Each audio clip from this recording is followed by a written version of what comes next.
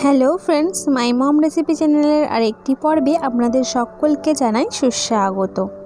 আজ আমি আপনাদের বানিয়ে দেখাবো কুমড়ো ছোলার ডাল দিয়ে ডিমের একটি অসাধারণ রেসিপি। এই রেসিপিটি খেতে কিন্তু জাস্ট অসাধারণ লাগে, আর রেসিপিটি বানানোও কিন্তু খুবই সহজ। তাহলে চলুন দেখে নেওয়া যাক কিভাবে তৈরি করতে হয় ডিমের এই অসাধারণ রেসিপিটি। আমার আজকের রেসিপি যদি আপনাদের ভালো লেগে থাকে তাহলে লাইক করবেন, শেয়ার করবেন আর এইভাবেই আমাকে সাপোর্ট করবেন। তাহলে চলুন আর দেরি না করে চটপট রান্নাটা শুরু করে নেওয়া যাক। প্রথমে চুলায় আমি একটি কড়াই বসিয়ে নিয়েছি, আর এই কড়াইয়ের মধ্যে দিয়ে দিলাম পরিমাণ মতো সরিষার তেল।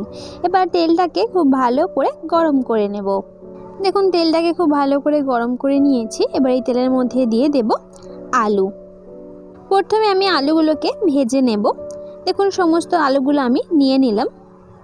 এবার আলুর মধ্যে দিয়ে দেব স্বাদ অনুসারে লবণ, আর দেব হাফ টেবিল চামচ হলুদ গুঁড়ো দিয়ে এবার খুব ভালো করে নেড়ে চেড়ে ভেজে নেব। দেখুন আলুটা অর্ধেকটা ভাজা হয়ে এসেছে। এবার দিয়ে দেব কুমড়ো। দেখুন আমি এখানে পরিমাণ মতো কুমড়ো নিয়ে নিলাম। কুমড়োটা দিয়ে এবার খুব ভালো করে নেড়ে চেড়ে লাল লাল করে ভেজে নেব।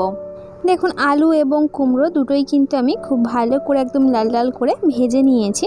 সমস্ত ভেজে নেওয়া আলু কুমড়োগুলো একটি পাত্রের মধ্যে তুলে নেব।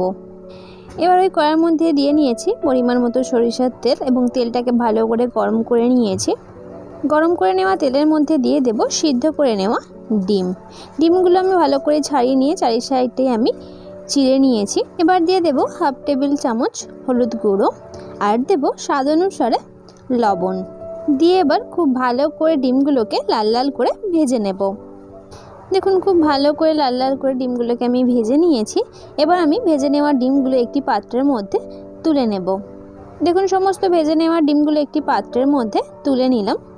ওই কড়াইয়ের মধ্যে দিয়ে নিয়েছি পরিমাণ মতো সরিষার তেল। তেলটাকে ভালো করে গরম করে নিয়েছি। এবার এই তেলের মধ্যে দিয়ে দেব 3টে গোটা শুকনো লঙ্কা, একটা ছিঁড়ে নেওয়া তেজপাতা, 2টো ফাটিয়ে নেওয়া এলাচ দিয়ে এবার কয়েক সেকেন্ডের জন্য খুব ভালো করে নেড়ে চেড়ে ভেজে নেব। এবার দিয়ে দেব পেঁয়াজ কুচি। আমি এখানে 2টো বড় সাইজের পেঁয়াজ ব্যবহার করেছি। দিয়ে এবার খুব ভালো করে নেড়ে চেড়ে লাল লাল করে ভেজে নেব।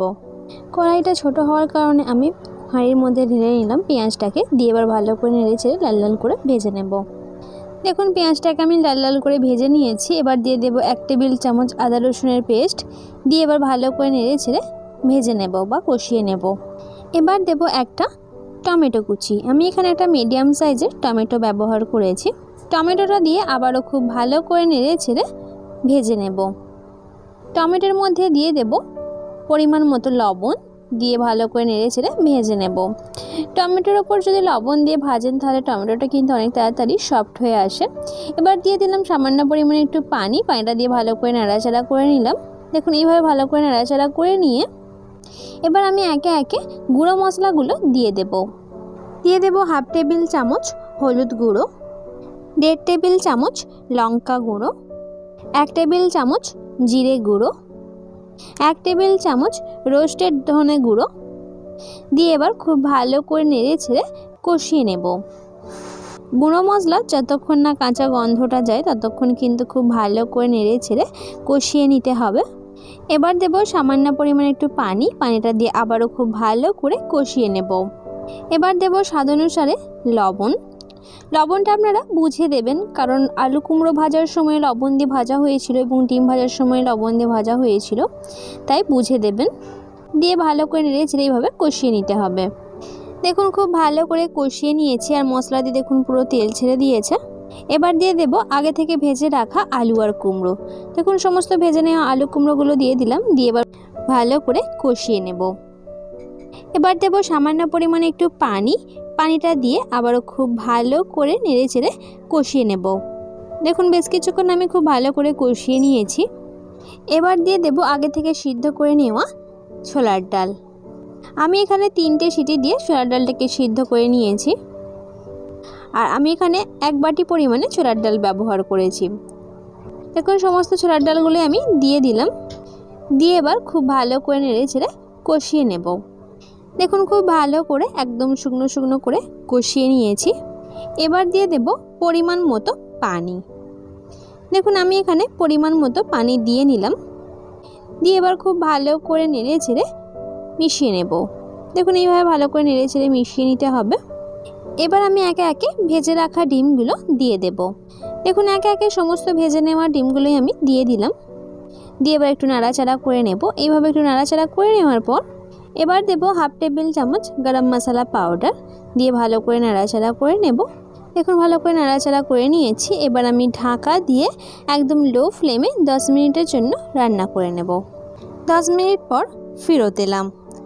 আমি গ্যাসের ফ্লেমটা অফ করে দিয়েছি আর রান্নাও পুরো কমপ্লিট হয়ে গিয়েছে। এবার আমি গরম গরম পরিবেশন করে নেব। গরম গরম ভাতের সঙ্গে এই রেসিপিটি খেতে কিন্তু জাস্ট অসাধারণ লাগে। আমার আজকের এই রেসিপিটি যদি আপনাদের ভালো লেগে থাকে তাহলে আপনারা বাড়িতে অবশ্যই ট্রাই করবেন, আর কেমন লেগেছে আপনাদের সেটি আমাকে কমেন্টের মাধ্যমে জানিয়ে দেবেন। আশা করছি আপনাদের খেতে ভীষণ ভালো লাগবে। আর যদি ভালো লেগে থাকে তাহলে ছোট্ট একটি লাইক এবং প্রচুর প্রচুর শেয়ার করে দেবেন। আজকের মতো তবে আমি আপনাদের কাছ থেকে বিদায় নিলাম। কাল আবারও দেখা হচ্ছে নতুন কোনো এক রেসিপির সঙ্গে। লাস্ট অবধি আমার সঙ্গে থাকার জন্য আপনাদের সকলকে অসংখ্য ধন্যবাদ। আপনারা সকলে ভালো থাকবেন এবং সুস্থ থাকবেন।